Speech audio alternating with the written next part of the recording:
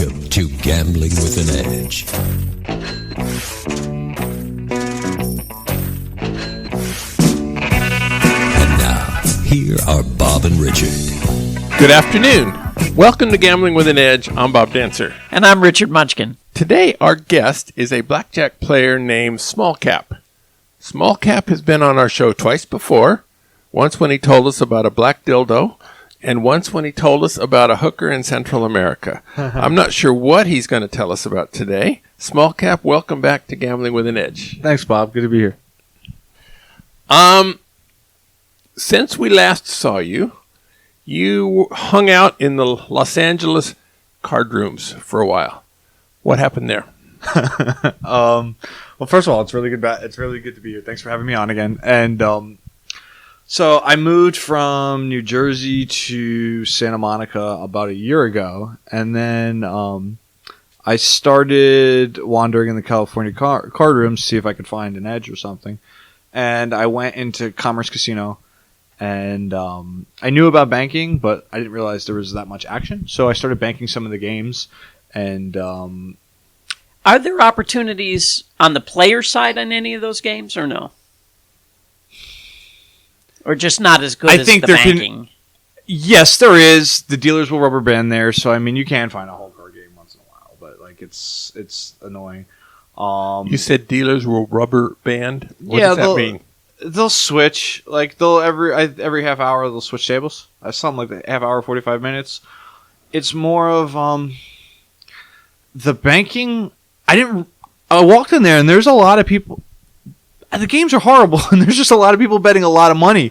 Like it was more than Vegas casinos I would see. I mean, there like Baccarat, there'd be tons of players daily that buy in for 20,000.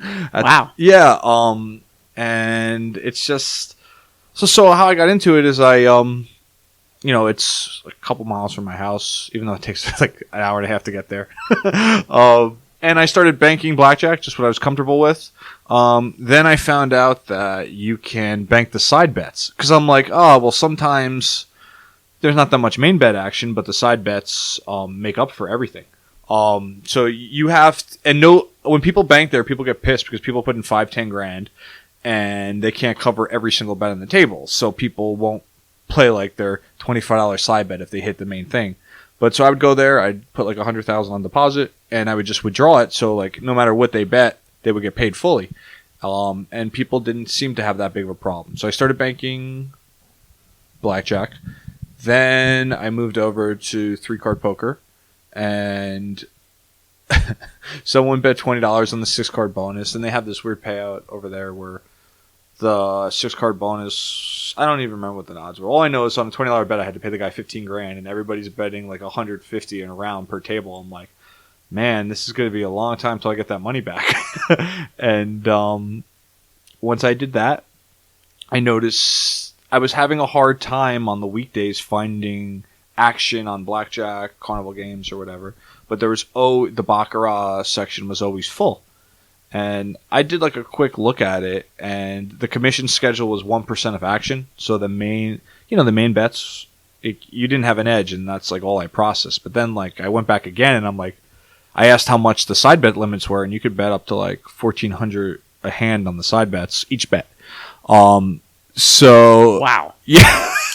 And these are bets where you would have a 5%, 10%, 15% edge. Yeah. Well, like I did this a year ago, so I don't know the edges exactly, but I think it's like around 7.5 for the Dragon, 10.5 or 10 something for Panda. Ties like what, 14 something. Yeah, and I mean, so big edge, but really big variance. Yes, and I couldn't sim it, so it was kind of like it was just like intuitively, I was like, let me just see how this looks and feels. Like I have to try to play it. And I started doing that, and I played every day for 3 months, and I won like $350,000 banking Baccarat, and they eventually barred me, and I'll get to it why they barred me, but they barred me over a really, really dumb reason. You prefer to be barred over a good reason. No, like it's just a reason that makes sense. Like, hey, you're banking games, don't bank, you know? Yeah, you're cutting into our revenue by banking, right? Yeah, cool, makes sense. Yeah. I'll see you later. But so the manager came up to me and was just like, dude, you got to start playing a little bit. Like, you're betting $50 when it's your turn to bank because you have to play 2 hands, bank 2 hands. Although with Baccarat, it's not like Blackjack. You can get away with only playing 1 hand before your bank, but I always played both hands just to not what was I giving up? Like 50 cents or something? So he's like, you got to start betting. Like, you can't just bet $50 and do what you're doing. And I'm like, all right. So I started betting, I did the math. I was like, started off 1,000, started off 2,000. And actually, before I get into this, I should probably say how I lasted that long, playing every day. I used the same thing I used in Blackjack. I was super friendly, and I tried to make friends with the high rollers there. And I'd walk around with cartons of cigarettes. Alcohol's not free there, so I used to go buy them alcohol and bring it to them. And I would just give them tips. I'm a couple times a guy lost 20 grand and was complaining that he didn't have money to get home or whatever. So I gave him $200, and he remembered that. And every time I was there, he would look for me and he'd play against me. So and these are people that are there every day. It's not they're not different people. So I kind of used the same method I used in Blackjack, and I tipped the floor people like crazy. The dealers I gave a little bit of money to, just enough to just enough to be comfortable in playing. But the floor people, I tipped a lot. Probably 25, 40,000. Wow. Per day? No, hell no. All in So all, when you say you made 325,000, is that after tips? yes, Yeah. yes, yeah. It was. That's what I was left with. So sure. Yeah. Yeah. It was. It was really nice though because I got to feel like a normal patron for once. I didn't have to use a different name. I got to put money on deposit. I could sign it off. And then the manager's like, "Hey, you got to start banking. You got to start playing more." And for me, with my history, I started, but it really started a really bad slope for me. I started betting, and it was hard. With Blackjack, there's so many rules and there is no emotions involved. It's just do this, do that. You play so many hours, you're going to win. With this stuff, I couldn't sim it. Some players were getting angry at me. And it kind of tilted me emotionally. So I started betting at the end of the year with the rationalization that hey, I'm up 600,000-700,000. If I lose a little bit, I'm going to be in a different tax bracket. Maybe I have an edge. So it was complete rationalization. It was all bullshit, but I started betting. So your goal was to lose $300,000 so you could save $10,000 on taxes? Kinda, yeah. Yeah, kinda, yeah. That makes sense. Yeah. But no, I figured I had a shot of winning and a shot of losing. If I lost, I didn't lose all. So it's 50-50. Plus, I figured it was a little bit of a rebate. Actually, there is a certain logic there, right? It's sort of like a loss rebate. Yeah. If you made one big bet at the end of the year, you go into a different bracket. But I didn't even do the math right on the bracket. It just was a rationalization. I'm just being completely honest. Yeah. I was like, hey, I might have an edge. I'm going to try it. I do always like to gamble. It's just, and that's dangerous in this business, It's, and I was going through a really, really super rough time in my life. I'll get into all that later, but it was just a storm of different things. So long story short, super embarrassing, but whatever. I guess I've said a lot of embarrassing things here.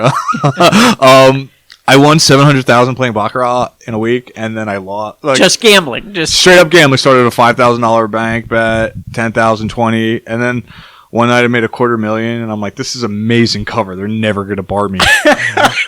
Then I lost $680,000. That's even better cover. Yeah, but that's when you got barred. And I got barred, and I got barred for playing Baccarat. Straight up gambling. They just were like, yeah, we know your card counting skills. We don't want you playing. I'm like, I'm playing Baccarat, dude. I'm not doing nothing. I'm like, I'm not counting the dragon either. I'm like, I'm banking your games, and I lost control. I'm like, all right, cool, whatever. but we talk about the idiocy of casinos so many times, and here's an instance where a guy is just gambling his balls off, and they bar him because some pit boss knew you were a card counter. Yeah, so if anybody wants to play there, it's Mike Hard Rock Hollywood. He went. So in 2015, he was at Morongo. First time I met him. And And he's such a dick because he just bars people. Like, he could just back people off. And he always comes with security. So, like, this is the third time he's personally barred me. So he 86 me at Morongo with security. And I'm like, the first time I met him, I went up to him. I'm just like, dude, I'm just going to walk out and leave. Like, I don't know. It doesn't really intimidate me. I'm not going to give you a problem. Do you really need the security? And he was just like, oh, no, it's just what I do. And I'm like, okay, cool.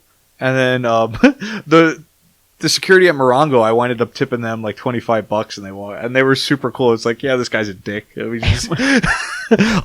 Hard Rock Hollywood, so you tipped the guys who were evicting you. It's not a bad strategy. Well, because I tipped. It can get confrontational. I think it's all about how the player reacts. Because I've heard other players, like, when they get barred, if you just have calm and composure and be like, is this necessary? What are you doing? Like, oh, sorry, I used my brain playing blackjack. It's not a big deal. And then if you're cool with the people that are barring you, I've been caught in a lot of sticky situations. 2 times it's been really, really bad, and I learned from that. And now I just treat everybody like a human. I'm like, hey, I know you have a job. I know you have a family at home. I'm not trying to do anything wrong. Walk me into my car, and that's it. And I'll tip them money. Yeah, and they'll laugh about it. It's never really a big deal. Hard Rock Hollywood. I spent a lot of time there. He evicted me from in Florida. Yeah, by Miami. And he evicted me from my room. It's not really necessary, but I'm like, okay, cool, whatever. And then he showed up at Commerce, working there at like a month and a half into everything. And I didn't really recognize him at the beginning. I should have, but like, I didn't recognize him. I just remember him as this, when you just tell someone's looking at you and they hate you? And he would just give me these dirty looks. And how I realized it was him is I pulled $100,000 down at the cage to go bank one of the games. And I get to the table and I have $95,000. And I'm like, what happened? And I went to the manager. I'm like, hey, either I dropped a chip or you guys shorted me. And they're like, okay, we'll look into it. And I ended up dropping a $5,000 chip on the ground the minute I got it from the cage. And some guy picked it up and started gambling with it. And the funny thing is he left the casino right after. He came back 2 hours and they ended up arresting him. And that's how I met Mike. And he's like, you don't remember me, do you? I'm like, you look familiar, but no. He's like, I barred you from Morongo and Hard Rock Hollywood. So I'm like, all right. So after I was done betting everything, they barred me. And I was like, really? I was just shocked. I'm like, what do you guys think I was doing? You didn't try talking to like a higher up pit boss, or? I told you it was a bad spot in my life, and I was pretty relieved. I shouldn't. Yeah. Right. Like, it's probably a blessing to get barred at that point. Honestly, in the last year, I've called them back and like, hey, I'm just like, hey, I'm going to get an attorney if you guys don't want to handle this privately. Like, I think you're not allowed to bar me what you did in California. I think the trespass rule on a public place is only 24 hours. Not 100% sure, but I'm not like aching to get back there. I know I'm not really going to get action down. And this Mike guy seems to be stalking you. Is there any chance that he's going to break into the studio and keep you from doing this interview? No, he's really fat. He probably wouldn't fit through the door. All right, Mike, if you're listening. No. So I guess I'll get into... So I haven't really played much. I've took a year off after that. Like, I just wanted to evaluate what's going on. It was like a pretty try. Like, my bankroll was up to like 1.8 million at the top. This was after your 750 first week? After the degenerate binge, yeah. And then it went back down, and then I had a rough time. I spent... But losing 6, you're still at 1.2. There's people listening who think that's an enviable bankroll. True, but it's hard to lose 600,000 a week. It feels kind of weird. It doesn't. It's not the most fun. It's but I spent about 300,000 in therapy. Like I had a lot of stuff going on during the time I started. I'm not going to give my exact age, but that's pretty dumb. So 2 years ago, I started having these like massive panic attacks, and I was on a gambling trip in Canada, and I did really well, and I had a couple $100,000, and I started having panic attacks, and I'm like, I thought it was like, how am I going to get the money back? Do I have to deposit, open a bank account? And then after that trip, like I kept having this like massive anxiety. So I went to my doctor and he was like, yeah, just go talk to this woman. And I'm like, all right. So I talked to a therapist and she was so honestly like I guess I'm like a unique individual. My story isn't normal.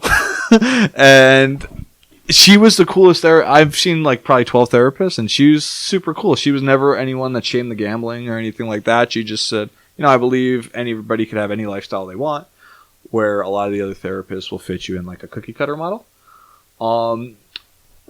So the panic attacks had nothing to do with the gambling or the money. It was all I had. I mean, I'll talk about it. I don't think I'll get into super detail, but I had repressed sexual child abuse as a kid, and I didn't remember it, and it was with my family.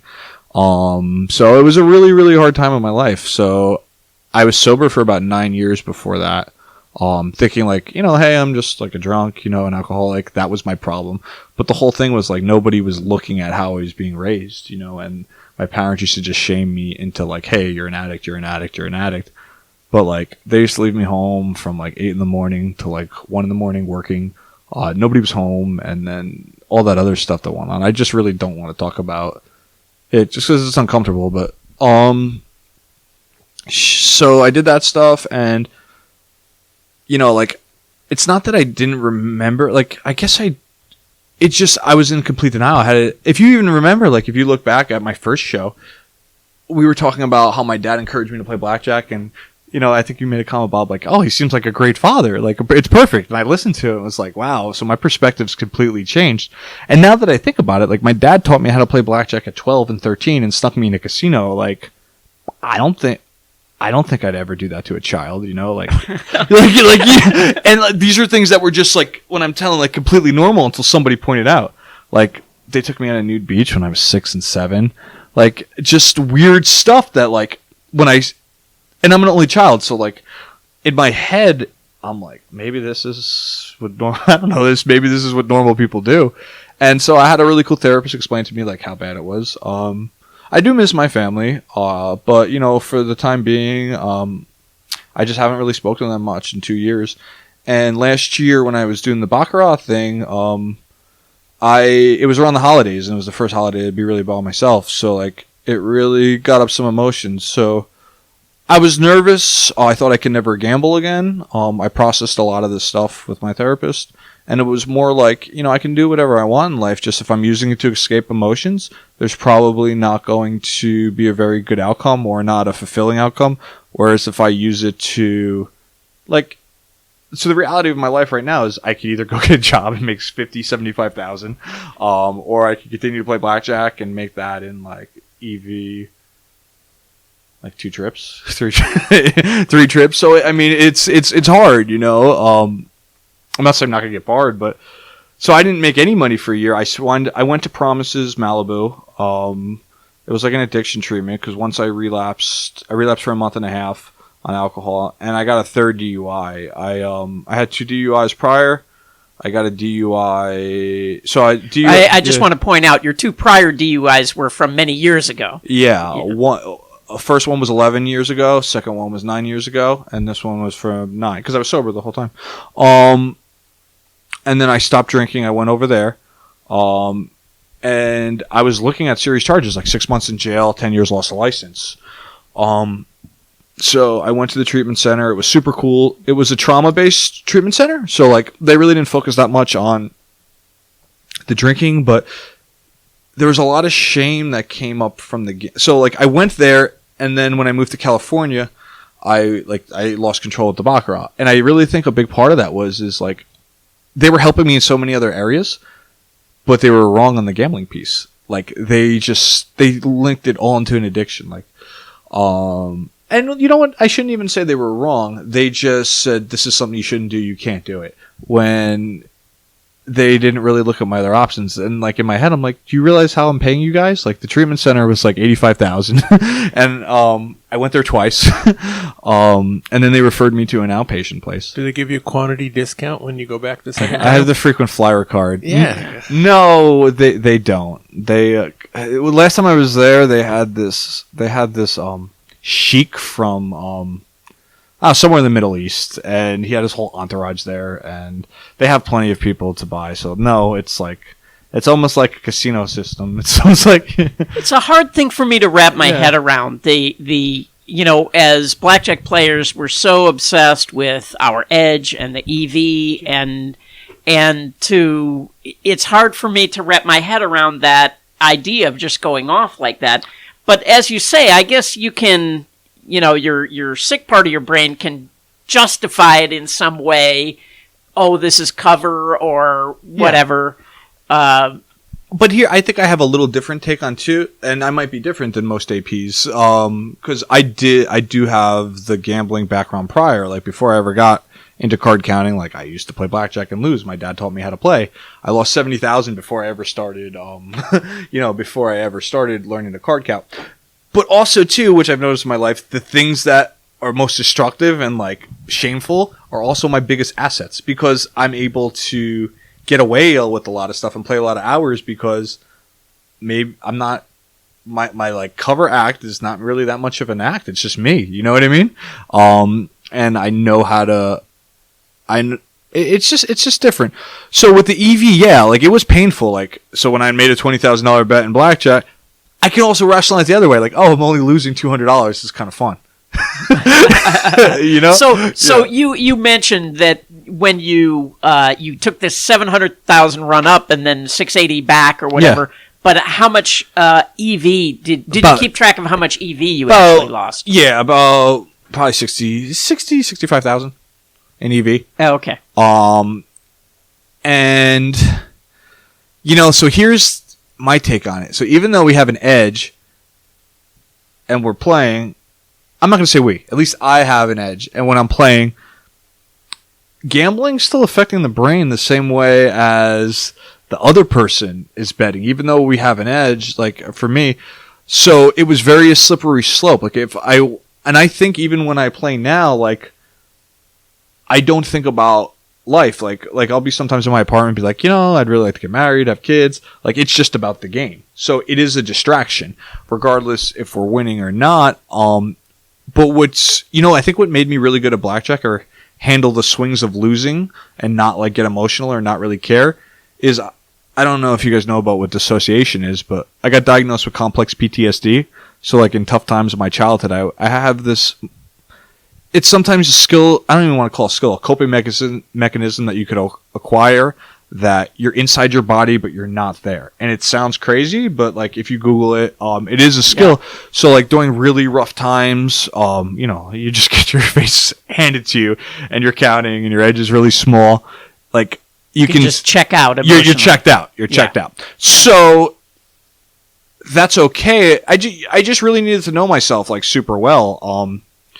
Am I using this thing that I have to make money, or am I using it to avoid emotions? And if I'm using to avoid emotions, I need to sit and process that stuff. And I've grown a lot. I stopped playing because I didn't want to, I could have easily lost all my money. Yeah. But so now you're back. Yeah. Right? You're healthy, you're working out, and dating, I feel good, And so when did you start playing again? How long ago did you? You took a foray into day trading for a while, right? Yeah, I did. Which is just gambling, right? But it was non-stigma. And that was the thing I was trying to tell like all these treatment centers. Like, you're used to be a financial advisor, you're a professional gambler, we get that. Trading would be amazing. I'm like, you guys are fucking idiots. Like, oh, sorry. It's okay. You guys are idiots. Like, blackjack is way safer than trading. And they're like, what do you mean? I'm like, oh, you just think it's less stigmatized. One is business and legitimate, and the other is gambling. Yeah, and the gambling's guaranteed. So I paid some gentleman $10,000 I found online to mentor me to day trade E-mini futures. And paying somebody you meet online, what could go wrong with that? Yeah. Whatever. I've had some good experiences. I should clarify. We can talk about those girls but later. they're not with dudes. There's one time in band camp. No, I'm kidding. Dude, so the day trading didn't. Yeah, I'm just thinking so this guy, I would have to wake up at 6:30 in the morning because I'm on West Coast time, And the thing I found out, it's like paint drying. It's just really, really slow. And you might have 1 to 2 trade setups a day. It's a lot like poker. And if the setup looks like this, you're supposed to do it. But sometimes if it looks like this, don't do it. And sometimes it looks like this, don't do it. Well, that sounds like voodoo. It's similar. And then when the guy was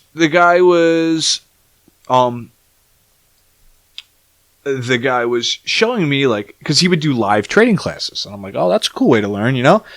And then the setup would come, and he'd put the arrow after the setup come after you already see it. I'm like, wait a second, you know, like, so if the setup was like super clear, and how it worked, there is like some validity to it. It was called a Keltner channel, and the Keltner chart, you would set up your chart that the last 550 trades is 1 bar. The Keltner channel is a line that draws it, which it'll average the last 50 prices of those bars. So that's the median price. And then it went 2.5 standard deviations above and 2.5 below. So like when I was learning it, I'm like, this seems something cool. It's similar to Blackjack, you know, like let me get into it. And then once I started doing it, you could see some clear setups, but also, too, no one told me about the commission. Each trade they would say the commission is like 59 cents per contract. So I was doing like 150 contracts because they say do 1% of your bankroll. And the commission was like 600 a trade. So once the guy told me about the Keltner channels and stuff, and there were a couple other indicators, I'm like, you know what? What made me good at Blackjack? I read a couple books. I learned how to count cards. But then I put like my own spin on it. And that's what did it. So I started doing something. I pulled about 2 years worth of data because Ninja Trader you can download data and replay it and fast forward it. So I traded about 2 years, and I found that I was making 3 to 4 points a week after a 2 year period. With the commission, it was 1.7 points, and to me that's too much risk for that, and you know. And I was just tired of like obsessively running data. I'm like, my life sucks. All I'm doing is running data on a computer. And so I went back to him and I started like asking him stuff. And I'm like, something's up. And you know, I've really learned to trust myself. I have a really good intuition. And sometimes like, you know, I might be wrong about the thing, but I'm always able to pick up on something if something's not right, you know? And that's what's made me really good with like heat deflection, like, or like, it's just weird. Like I can tell if there's something going on. And I started just asking probing questions for the guy. And he was like, yeah, I trade 9 contracts. I'm like, you trade 9 contracts. You're recommending 1% of your bankroll. I'm like, that's cool and everything. I'm not judging how much money you have, but like you have an edge and it's compounding and there's no max bet. Like, what's the deal? Right. And when I told him 150 contracts, he looked at me like I was crazy. I'm like, well, you know, I'm using like 950,000 and using 1%. That's what you said, right? And he's like, so honestly, like, I don't know if this guy has an edge or not. I think maybe he's break even and with commission, he's not really doing well.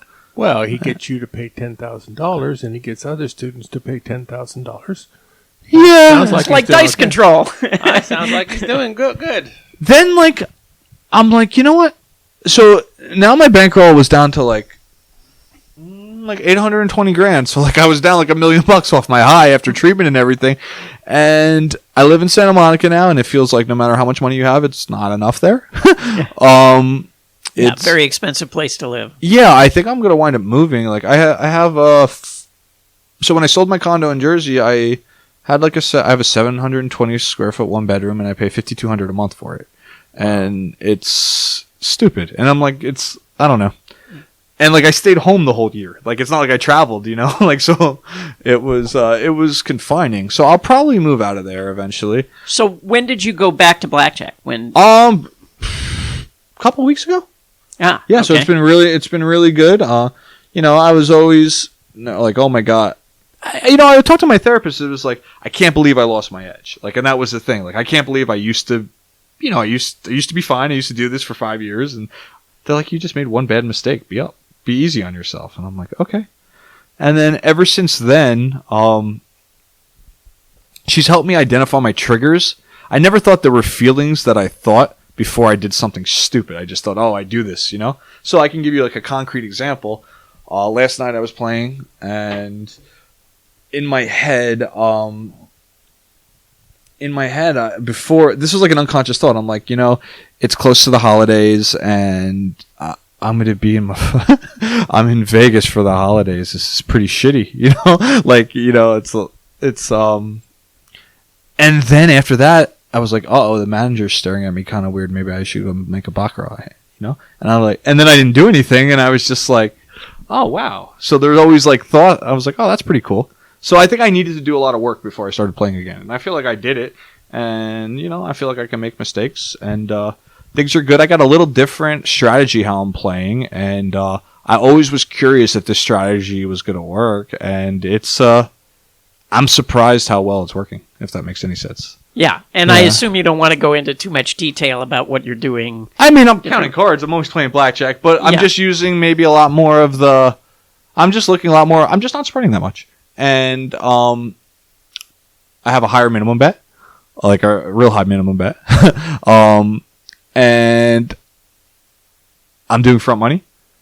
And I mean, that's as much as I want to go, but I think that covers enough detail. Yeah. And I'm surprised how well it's taking. And I still believe they think I'm counting cards, but I think they think I'm like any other gambler. Like when you see low cards, you raise your bet. Like, aren't you supposed to do that? And I mean, yeah, we were talking over lunch, and I mentioned that I know several players who have all expressed the idea that you get far less heat betting $5,000 than you do betting $500. Yeah, and even when I think because they see so many counters spread from 25 to 50 to 2 by 1,000 and like 20, 30 spreads, that they're like, that's what you're supposed to do.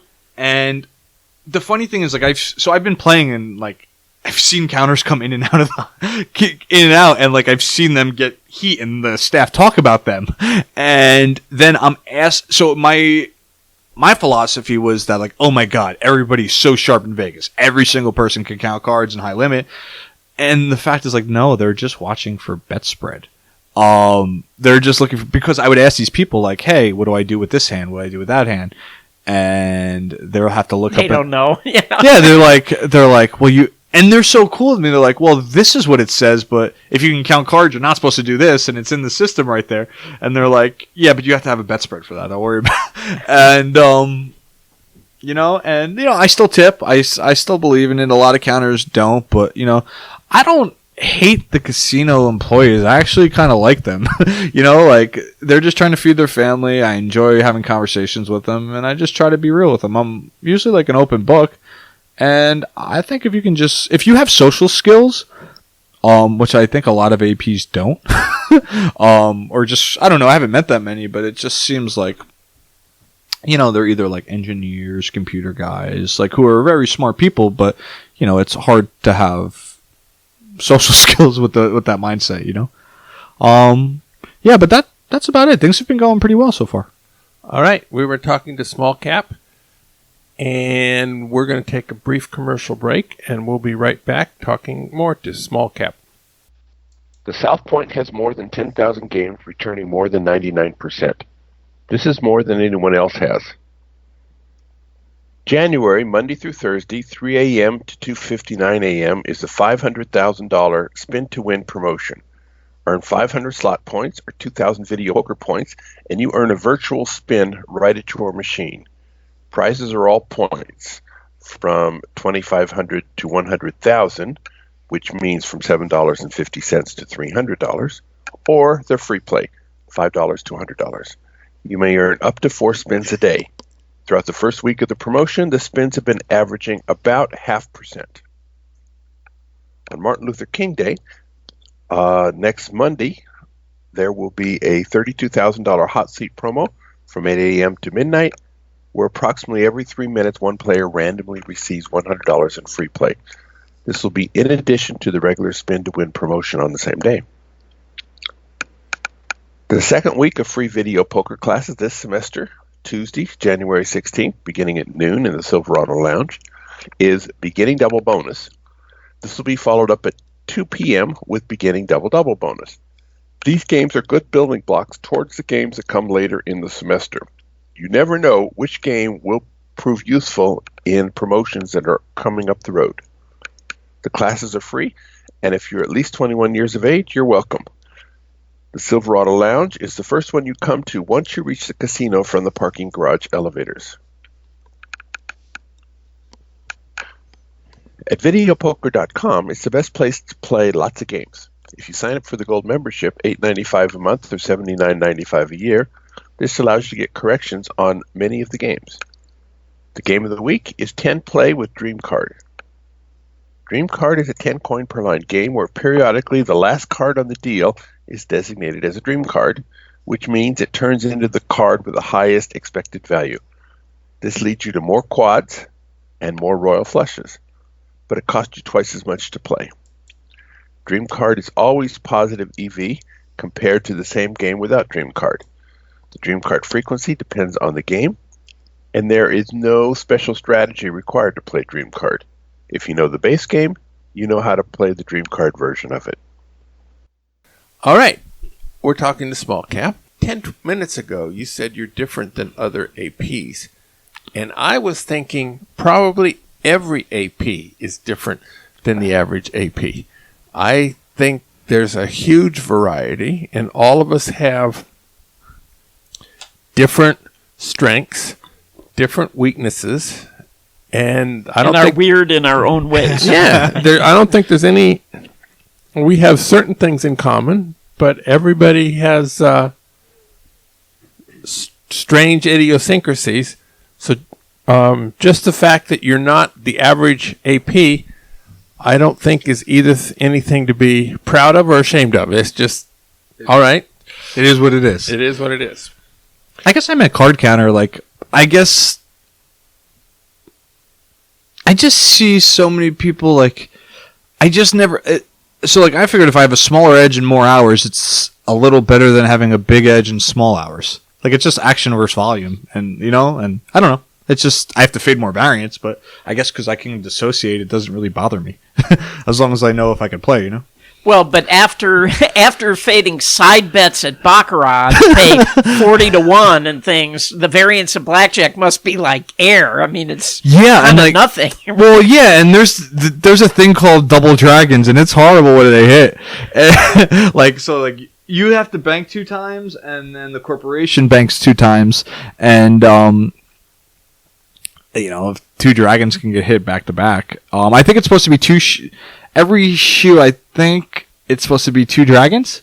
But the nice thing is these guys, when they bet the side bets, they don't just bet dragon. They just throw them all on. And the side bet not every side bet can hit. Only one hits per time, hand. Right. Yeah. So it's like, and I guess if anybody wants to go bank the Cardrooms, I really don't like them. I don't care. I have fun. Go to Commerce. Tell Mike I said what up. You just have to look at I think you just have to bank. I did the math. You have to bank $200 to $300 in side bet action, and it's like $500 an hour. So yeah, but you're gonna. Did you? I didn't ask you this while we were talking about it. Commerce isn't in the greatest part of town and isn't known for the spiffiest clientele. I mean, were you worried about your safety at all? I kept a lot of money on deposit. It was more of the girls that were a problem because they have a lot of working girls there, so they would just come and talk to you. So like if they were like chubby and kind of cute, I'd talk to them. But if they were like super hot, I'm like, get the fuck away from me. Like it was like, dude. Wait, I don't quite get that. But because like what are they like? If they were chubby, they weren't working girls. No, not even that. Like no, there's a real reality. She's probably into me. The really super hot girls. Just here for the money. Just here for the money. Like, okay. Like why? Like like if I don't know, and like I have some issues. So if I'm like super attracted to somebody, I know that it's probably a horrible person for me to be with. So like that's the first thing. Your chooser button is broken. Oh yeah, absolutely. I had to go through enough pain a couple times to realize that. Did you try Tinder when you were in the Los Angeles area? So I think there's a lot of frustration for guys on Tinder, and like I've some of them, like my girls, my friends that are female, they'll show me their Tinder account and they'll be like, they'll turn on the phone and be like, yeah, I have 300 messages, and these are average looking women. So I think the ratio of male to female on there is insane. So you really have to stand out. So I guess what most guys do, what I was doing is, all right, I'm just going to swipe on everybody and see who matches, and then if I like them, I'll do it. And so Reddit has a forum. Tinder actually uses an algorithm. So I deleted my account, made a new account, followed the instructions, and the instructions were don't swipe more than like 30 a day, and say no to a lot of people, only like the really people. And then you're looking more like a desirable user, and they base a score based on that. And anybody you match with, you have to say, like, you have to respond. If you don't, they want female users, so if you match and don't respond, you get dinged. So if you're swiping on everybody and only the walruses are matching on you, and you're not responding. You're getting dinged even further. And there's a lot of spam. There's a lot of affiliate bots. So do you know what that is, or? I guess I can explain it. So, like, for the dating websites or webcams, you can sign up and be an affiliate. So if you click a link and sign up, they'll get paid like $6 to $10 an account. So they'll pretend they're females, be like, hey, this is the internet. I just want to verify that you're safe. Sign up at this site, and they'll verify you. And, that's what they do for a living. Yeah. So I have a son who's kind of trying to navigate this stuff, and OkCupid and Bumble, and the other problem here in Vegas is your son has a live-in girlfriend. I have two sons. Okay. The problem here in Vegas is so many of the women on there are just cam girls, right? So they're trying to get you to click on their link to go, and you end up, they want you to pay them to perform on camera for you or whatever. So. That's their advantage. It's a difficult thing to navigate for. It's hard. It's hard. It's I think it's really, but I have met some cool people now. So this is your recommendation to not swipe more than 30 delete a day. the account, redo if you're a male, you've probably already done it out of frustration, just because it's. You got to delete the account, redo it, and if you do that, you'll have better results. You'll get because all it is you're not getting shown to them. You're not getting shown to people. You're only getting shown to people who match like you. So what female is swiping every male? Right. Bots and walruses. I guess that's wrong, but whatever.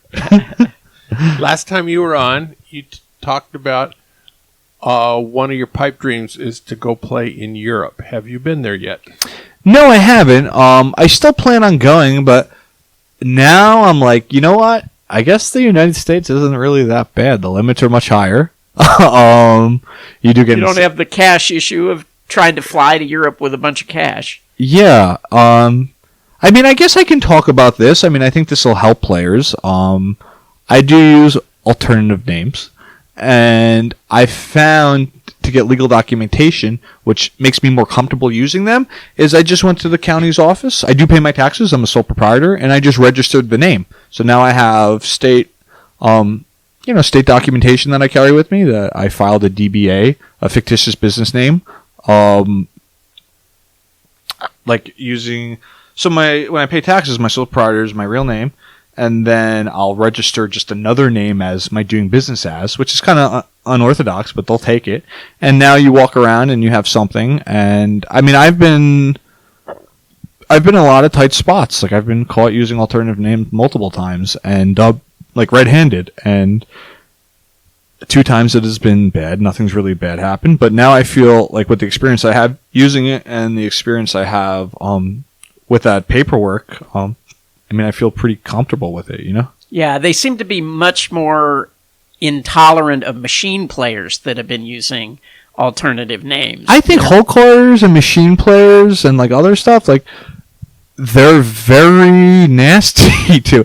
Well, the machine players, some people went pretty crazy with the machine stuff. It's and, all greed, It's like.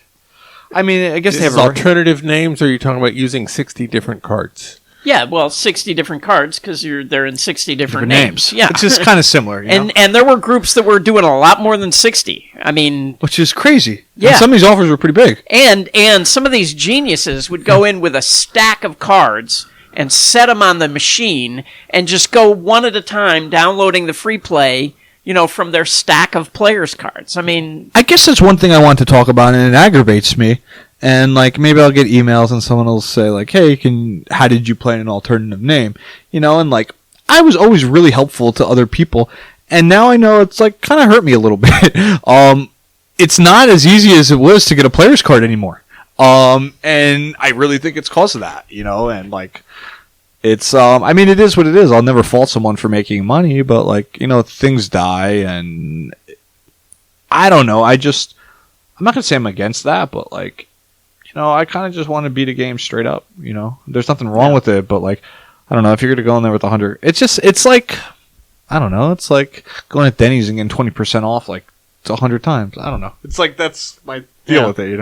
One of the things I wanted to mention, if you mentioned that you were playing with betting much higher minimums, which kind of puts you in a whole new category to the casinos and should qualify you for extra EV that you wouldn't have had before in, I mean, you may qualify for loss rebates, airfare refunds, I mean, things like that.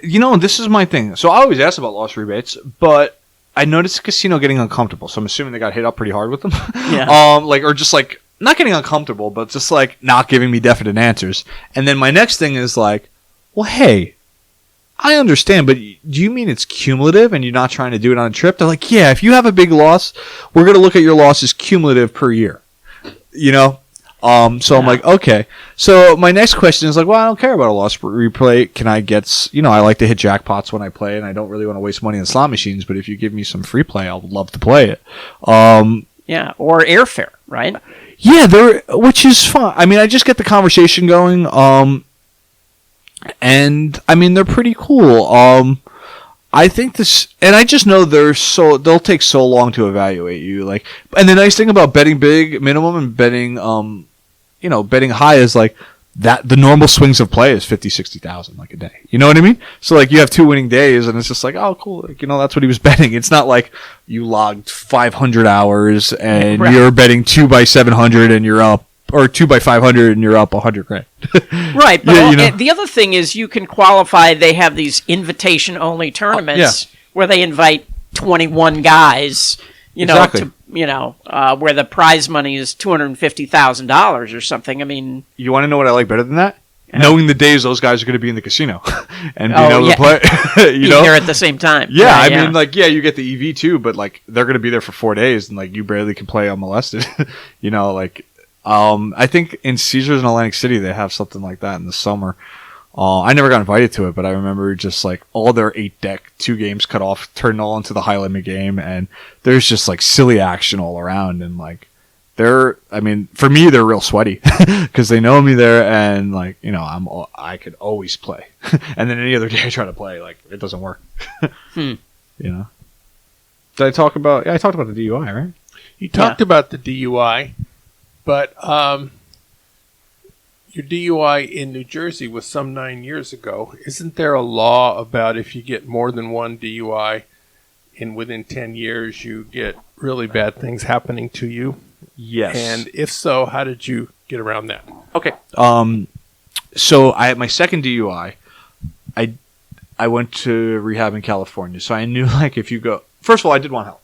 Second of all, I knew if you went to rehab, it looks amazing for the court if you go on your own. So I got my DUI July 20th, 2016. I was in treatment. I mean, I had to spend the night over in a not county jail, but in a holding cell. The day I got out, I got a plane. I went to Malibu, and the next day. And in California, the DUI law is like if you get a DUI, they'll take your license and they'll issue you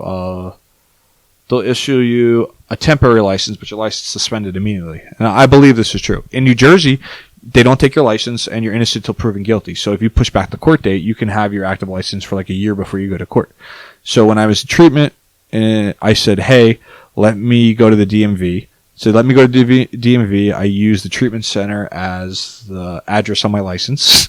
And now I had a California license. And I wasn't like, so there's a database for people with DUIs. Like you can't get a license if your license is suspended in another state. But my license technically wasn't suspended. So I got a California license, went back to court, and New Jersey will have no jurisdiction over another state's license. So they couldn't suspend it. They could only notify California, and they never do. Like, it just doesn't pick up because they're not checking active licenses; they're checking new licenses and renewals. So I did lose my license for 10 years in New Jersey, and I probably will get screwed on my renewal because California has a 5-year license. Yeah, a 5-year license, and yeah, so I'll turn a 10-year sentence into 5. But then I also found out Colorado, even if you have like 20 DUIs, the max penalty on, and this is the only state like this, will have only a 1-year loss of license. So if you move to Colorado and declare residency, if you've lost your license for 1 year, you can pay an attorney to go in front of the DMV courts and look at your license reinstated in Colorado. So I mean, I do have options. I should have moved to like Arizona or Florida, but at the time I really needed support with people. I was breaking away from my family, and the nice thing about that treatment center I went to, they had like alumni community. So like for a year I stayed like super close. I didn't go to jail. I wound up being able to volunteer at this charity. And that's been really rewarding. Like, actually, you know what? I shouldn't use the word volunteer because it sounds kind of like I got sentenced to community service, but I did stay longer. It's a woman and children's shelter. It's in Culver City. It's called Miriam's House, and the women were addicts. They either gave birth to their children when they were high, or the kids got taken away. It's a sober living. They need 60 days to get into it, and it's an 18-month program, and they have a 95% success ratio to get the kids back into that house. Then there's free therapy for the children, free therapy for the mothers, parenting classes, free occupation, so they have tutors come in. Most of them are going back to college, so they can actually earn. And then they also match their paycheck for 18 months when they're working. So when they graduate to the program, they actually can move out and start lives. So I started going there, and I made some really cool bonds with the kids. And yeah, like I go there once in a while now. I'm done with all the hours, and it's a really cool experience. So I'm pretty happy. So what's next? Not Europe. Not You're Europe. like in the U.S. Let's see.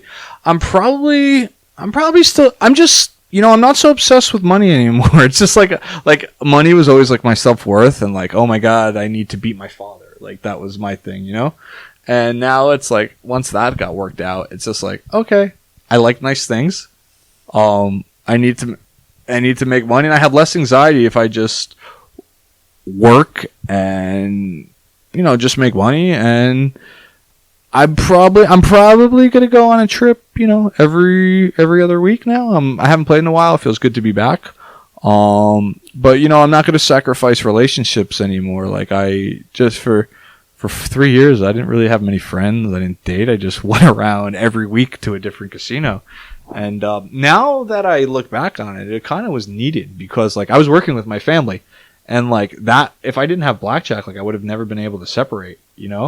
So like. It was interesting. But I will say the happiest I was playing is when I had like some part-time job that I could work on my own hours to break it up and then go on a trip. Like I think when it's just if you're by yourself, single, and you're just playing, like there's no amount of hours. I mean, you can just work all the time, and then life is like you're like, did I really just it's not much of a life. Yeah, what's the point of life? You get tired of the nice dinners, you get tired of the rooms, and it's just like, okay. So I think it's like everything else. I think if you have balance, it can be a really rewarding lifestyle. Do you guys find that similar? Or? Yeah, I could not play all the time. I mean, getting married was the best thing that ever happened to me, and definitely led to much more balance, and I was much happier, and and then having kids changes everything. You can't travel as much, definitely overseas. I mean, I did some after I had kids, but it gets cut down a lot less. So, you want to do your traveling while you can, if you do want to go overseas. Well, I do want to get I would like to get the money now, and, I think maybe I think like probably down the road, I probably would start some. The car wash. You know, it looks really good. Like if you go in Compton or Englewood, these laundromats that are for sale. Like there's some laundromats that are. I mean, they're in the ghetto, but you know they're a pretty good return, and they're like owner absentee. So it's something I've been looking at. You know, where it's like you can do a combo of both. You know, when I first moved here to Vegas, and I was living in an apartment, going to a laundromat, and I always thought about the idea of having like an upscale laundromat that would have televisions and pool tables and stuff to do, so that you get young people in there doing their laundry. They want to have stuff to do, and it would be a place to actually hang out. Exactly. Well, I think if you could get a liquor license, that would really be good. They're not that expensive in California. Liquor license? Yeah, I don't. But can you get a liquor license at a laundromat? I'm sure. I mean, when I was here, this was Vegas, right? So my laundromat was 3 doors down from a bar, and at that time, every bar in Las Vegas had plastic Go Cups at the door. You would pour your drink into the Go Cup when you left, and then go get in your car and drive. There was no open liquor law in here. It was insanity. But I used to we would go to the bar, get our drinks, and then just walk over to the laundromat and do our laundry. And also there was a barber there that I would go get my hair cut at 3 a.m, and we would drink and while we were getting our hair cut. I mean, I think there's a way around everything. Like maybe you just, like you probably wouldn't register the liquor license as a laundromat, but you probably could legally have one for that entity. Yeah, I don't think you could do that as absentee owner, though. I mean, you need somebody there maintaining. Well, the numbers are ridiculous. Like I just never thought they make that money. But there's some laundromats, I guess, like what I was looking at when you just search them, like they're selling for $3 million. They're making $750,000 per year. Wow. Yeah, like in the ghetto. Well, yeah, because those apartments don't have washers in the in complex. Venice though too. Venice isn't really the ghetto. I mean, it's seedy there, but there's like no air conditioning, and there's a lot of like the west side of LA. It's like Venice is right at the beach, right? So even inland is still a mile from the beach, and so less air conditioning is needed. You just open the window and the sea air blows through. I don't know. I still need air conditioning. I mean, it's humid. It's just. I mean, after I got out of treatment, I lived in like a sober living there for like 2 months just to be around people, and it didn't have air conditioning, and I paid for like. I tell you what, that's a good business too. It's like they're charging $5,000 to $10,000 per room just calling it a sober living, and they're full. They're turning garages into bedrooms, and it's interesting at the least, but it looked really good for court, and I wanted to try it, but I was in like the top room, and there was no air conditioning, and I'm like, dude, I'm paying you guys like $5,000 a month, and I have a room and no air conditioning. They're like, yeah, it's Venice, nobody has air conditioning, and I'm like, I don't get that. All right, this is fun. Thank you. Thank you, Smallcap. Next time we want to hear about Europe or wherever else you've gone on your adventures, you do things a bit differently than our other guests do. So this is very interesting. Richard, thank you. Go out and hit lots of royal flushes, everybody. Good day.